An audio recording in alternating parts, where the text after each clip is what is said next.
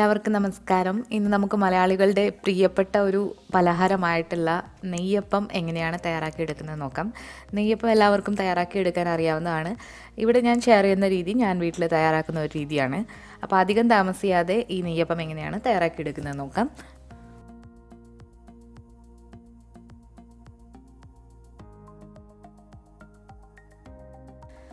ഈ നെയ്യപ്പം തയ്യാറാക്കാൻ വേണ്ടിയിട്ട് ഞാനിവിടെ 2 കപ്പ് പച്ചരിയാണ് എടുത്തിട്ടുള്ളത്. 240 ml 2 കപ്പ്. നിങ്ങൾ നാഴിക്കാണെങ്കിൽ 2 നാഴി എടുക്കുക. ഈ പച്ചരി നന്നായിട്ട് കുതിർത്ത് വെച്ചിട്ടുള്ളതാണ്. ഒരു 8 മണിക്കൂർ ഞാനിത് കുതിർത്ത് വെച്ചിട്ടുണ്ട്. 4 മുതൽ 5 മണിക്കൂർ വരെ കുതിർത്താലും മതിയാകും. അപ്പോൾ നല്ല ഇനം പച്ചരി നോക്കിയിട്ട് എടുക്കുക. അധികം പശയില്ലാത്തതാണ് ഇതിന് ഏറ്റവും നല്ലത്. ഇനി ഇതിലേക്ക് വേണ്ടത് ശർക്കരയാണ്. ശർക്കര ഇവിടെ ഒരു 300 ഗ്രാം എടുത്തിട്ടുണ്ട്. ഇത് ചീകി വെച്ചിട്ടുള്ളതാണ്. ഇത് ഒരു 1/4 കപ്പ് വെള്ളമുണ്ട്. ഈ ശർക്കര നന്നായിട്ടൊന്ന് ഉരുക്കിയെടുക്കാൻ വേണ്ടിയിട്ടുള്ളതാണ്. ശർക്കര എന്തായാലും 1.5 കപ്പിന് മേലെ എടുക്കാനായിട്ട് ശ്രദ്ധിക്കുക. ഈ ശർക്കര ഒരു പാത്രത്തിലിട്ട് നന്നായിട്ടൊന്ന് അലിയിച്ചെടുക്കണം. അപ്പോൾ അലിയിച്ചെടുക്കുമ്പോൾ ഇതിൽ അഴുക്കൊക്കെ ഉണ്ടെങ്കിൽ നമുക്കൊന്ന് അരിച്ചെടുക്കാനും പറ്റും. അപ്പോൾ ശർക്കര ഈ വെള്ളം കൂടി ഒഴിച്ചിട്ട് നന്നായിട്ടൊന്ന് കുറുക്കിയെടുക്കണം. 1/2 കപ്പ് മുതൽ 1/4 കപ്പ് വെള്ളം നിങ്ങൾക്ക് എടുക്കാം. നമ്മൾ ഈ ശർക്കര പാനി ഒഴിച്ചിട്ടാണ് നമ്മൾ അരി അരച്ചെടുക്കുന്നത്. അപ്പോൾ ഇനി ശർക്കര പാനി നന്നായിട്ടൊന്ന് തിളപ്പിച്ച് എടുക്കണം.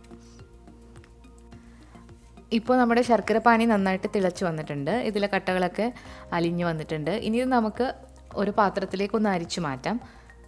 അപ്പോൾ ഒരുപാട് അഴുക്കുള്ള ശർക്കരയാണെങ്കിൽ എന്തായാലും നിങ്ങൾ അരിച്ച് മാറ്റിയിട്ട് മാത്രം എടുക്കുക.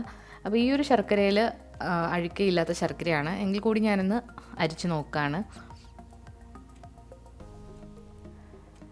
ഈ ഒരു ശർക്കര പാനി ഇനി നമുക്ക് നന്നായിട്ടൊന്ന് തണുപ്പിച്ചെടുക്കണം. ഇത് നന്നായിട്ട് തണുത്തതിന് ശേഷമാണ് നമ്മൾ അരിയിലിട്ടിട്ട് അരച്ചെടുക്കാനായിട്ട് പോകുന്നത്. അപ്പോൾ ഇതൊന്ന് മാറ്റി വെച്ചിട്ട് നന്നായിട്ട് തണുപ്പിച്ചെടുക്കാം. അപ്പോൾ ഈ ഒരു സമയത്ത് നമുക്ക് ഈ ഒരു നെയ്യപ്പത്തിലേക്ക് വേണ്ടിയിട്ടുള്ള സാധനങ്ങളൊക്കെ ഒന്ന് വറുത്തെടുക്കാം. അപ്പോൾ നെയ്യപ്പം ആയതുകൊണ്ട് തന്നെ നമ്മൾ നെയ്യിലാണ് എല്ലാം വറുത്ത് ചേർക്കുന്നത്. അപ്പോൾ ഒരു 1.5 ടീസ്പൂൺ നെയ്യ് ഒരു പാത്രത്തിലേക്ക് ഒഴിച്ചു കൊടുത്തിട്ടുണ്ട്. ഇനി നമുക്ക് മെയിനായിട്ട് വേണ്ടത് തേങ്ങാക്കൊത്താണ്. അപ്പോൾ നെയ്യപ്പത്തിൻ്റെ ഒരു പ്രത്യേകതയാണ് തേങ്ങാക്കൊത്ത്. അപ്പോൾ ഈ തേങ്ങാക്കൊത്ത് ചെറുതായിട്ട് നുറുക്കി വെച്ചിട്ടുള്ളതാണ്. ഇത് ഈ നെയ്യിലിട്ട് നന്നായിട്ടൊന്ന് വറുത്തെടുക്കണം. ഒരു ലൈറ്റ് ബ്രൗൺ നിറാകുന്നത് വരെ ഇതൊന്ന് വഴറ്റിയെടുക്കുക, ഫ്രൈ ചെയ്തെടുക്കുക. ഇനി ഇതിലേക്ക് വേണ്ടത് എള്ളാണ്. ഞാനിവിടെ ഒരു 1.5 ടേബിൾ സ്പൂൺ കറുത്ത എള്ള് എടുത്തിട്ടുണ്ട്. കറുത്ത എള്ള് നിങ്ങൾക്ക് വേണമെങ്കിൽ ചേർത്ത് കൊടുക്കാം, എങ്കിലും നെയ്യപ്പത്തിൽ ഇത് ചേർക്കാറുണ്ട്. ഇതുകൂടി ഈ നെയ്യിലിട്ടൊന്ന് ഫ്രൈ ചെയ്തെടുക്കുകയാണ്. നിങ്ങൾക്ക് ഫ്രൈ ചെയ്തേയും ചേർക്കാവുന്നതാണ്. ഫ്രൈ ചെയ്തെടുക്കുമ്പോൾ നല്ലൊരു ടേസ്റ്റാണ്. ഇനി നമുക്കിതൊന്ന് അരച്ചെടുക്കാം. അപ്പോൾ അതിന് വേണ്ടിയിട്ട് മിക്സിയുടെ ഒരു ജാറിലേക്ക് നമ്മൾ കുതിർത്ത് വെച്ചിരിക്കുന്ന പച്ചരി മുഴുവനായിട്ട് ഇട്ട് കൊടുക്കുകയാണ്. ഞാനിവിടെ വലിയ ജാറാണ് എടുത്തിട്ടുള്ളത്. നിങ്ങൾ ചെറിയ ജാറാണെങ്കിൽ 2 തവണകളായിട്ട് അരച്ചെടുക്കുക. നമ്മൾ എടുത്തു വെച്ചിരിക്കുന്ന തണുത്ത ശർക്കര പാനി ഒഴിച്ചിട്ട് അരച്ചെടുക്കുക.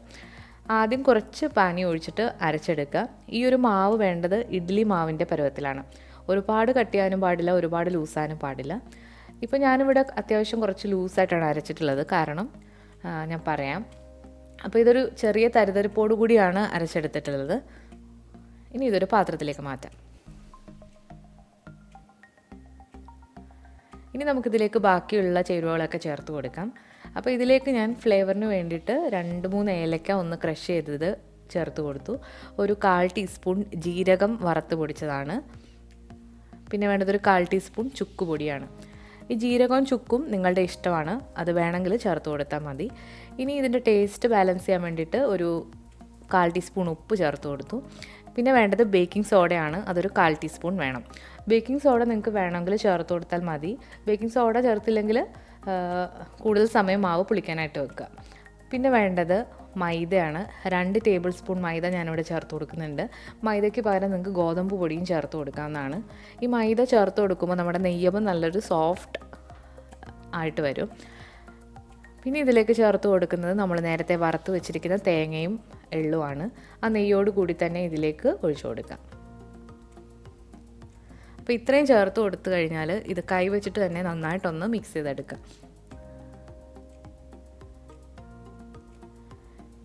അപ്പോൾ ഈ ഒരു മാവ് ഉള്ളത് ഇഡ്ഡലി മാവിൻ്റെ പരുവത്തിലായിരിക്കണം. അപ്പോൾ നിങ്ങൾ കുറച്ച് ലൂസായിട്ട് തോന്നുകയാണെങ്കിൽ കുറച്ചുകൂടി മൈദ ഇട്ടിട്ട് കട്ടിയാക്കി എടുക്കുക. ഇനി കുറച്ച് കട്ടിയായിട്ട് തോന്നുകയാണെങ്കിൽ കുറച്ച് വെള്ളം കൂടെ ഒഴിച്ചിട്ടൊന്ന് ലൂസാക്കി എടുക്കുക. ഇനി ഈ ഒരു മാവ് 2 മണിക്കൂറെങ്കിലും ഒന്ന് മാറ്റി വെക്കുക.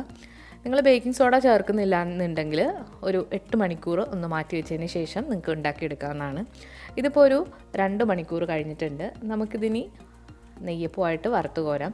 മാവ് ഇരിക്കുന്തോറും കുറച്ചൊന്ന് കട്ട് ചെയ്യാനുള്ള ചാൻസ് ഉണ്ട്. അപ്പോൾ നിങ്ങൾ നോക്കേണ്ടതെന്ന് വെച്ചാൽ തവി എടുത്തിട്ട് അത് ഒഴിക്കുമ്പോൾ ഇങ്ങനെ ഫ്ലോയിങ് കൺസിസ്റ്റൻസിയിലായിരിക്കണം, അതായത് നമുക്ക് ഒഴിക്കാനായിട്ട് പറ്റണം.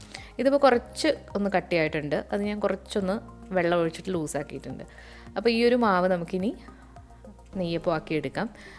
എണ്ണ നന്നായിട്ട് ചൂടായതിന് ശേഷം നമ്മൾ ഓരോ തവി മാവ് ഒഴിച്ചിട്ട് നെയ്യപ്പമാക്കി എടുക്കാം. എണ്ണ ഇപ്പോൾ നല്ല ചൂടിലാണുള്ളത്, കുഴിയുള്ള പാത്രം തന്നെ എടുക്കാനായിട്ട് ശ്രദ്ധിക്കുക. എൻ്റെ അടുപ്പ് ഫ്ലാറ്റ് ആയതുകൊണ്ട് കുഴിയുള്ള പാത്രമൊന്നും വെക്കാനായിട്ട് പറ്റില്ല. അപ്പോൾ ഇങ്ങനൊരു പാത്രത്തിലാണ് ഞാൻ വെച്ചിട്ടുള്ളത്. കുഴിയുള്ള പാത്രം എടുക്കുമ്പോഴാണ് നെയ്യപ്പം നല്ല പെർഫെക്റ്റ് ആയിട്ട് പൊങ്ങി വരിക. അപ്പോൾ ഈ ഒരു പാത്രം ആയത് കാരണം ഇതിൻ്റെ ഒരു സൈഡാണ് നന്നായിട്ട് പൊങ്ങി വരുന്നത്, മറ്റേ സൈഡിൽ എണ്ണ അങ്ങനെ കയറില്ല. അപ്പോൾ നമ്മളിങ്ങനെ തവി വെച്ചിട്ട് ഇങ്ങനെ ഒഴിച്ചു കൊടുക്കണം. അപ്പോൾ ഈ ഒരു മാവ് ഒഴിച്ചതിന് ശേഷം തീ മീഡിയം ഫ്ലെയിമിലേക്ക് കുറച്ചിട്ട് നന്നായിട്ടിത് ഫ്രൈ ചെയ്തെടുക്കുക. അപ്പോൾ 2 സൈഡും നന്നായിട്ട് ഫ്രൈ ചെയ്തെടുക്കുക, എന്നാൽ മാത്രമേ ഇതിൻ്റെ ഉൾഭാഗമൊക്കെ നന്നായിട്ട് വെന്ത് കിട്ടുകയുള്ളൂ. അപ്പോൾ ഞാനിവിടെ എടുത്തിരിക്കുന്നത് നല്ല ഡാർക്കായിട്ടുള്ള ശർക്കരയാണ്. അപ്പോൾ നമ്മൾ നെയ്യപ്പാകുമ്പോൾ കുറച്ചുകൂടി ഒന്ന് ഡാർക്കാകും. നിങ്ങൾ ലൈറ്റായിട്ടുള്ള ശർക്കര എടുക്കുകയാണെങ്കിൽ നെയ്യപ്പത്തിന് ഇത്ര കളർ ഉണ്ടാവില്ല. അപ്പോൾ നമ്മുടെ നെയ്യപ്പം റെഡി ആയിട്ടുണ്ട്. ഇതിനി ഒരു കിച്ചൺ ടവലിലേക്ക് നമുക്ക് മാറ്റാം. അപ്പോൾ ചെറിയ നെയ്യപ്പം മതിയെങ്കിൽ നിങ്ങൾ പകുതി തവിയിൽ മാവ് ഒഴിച്ചിട്ട് ഉണ്ടാക്കിയെടുക്കുക. അപ്പോൾ ഇതുപോലെ തന്നെ ബാക്കിയുള്ള നെയ്യപ്പം എല്ലാം നമുക്ക് ചുട്ടെടുക്കാം.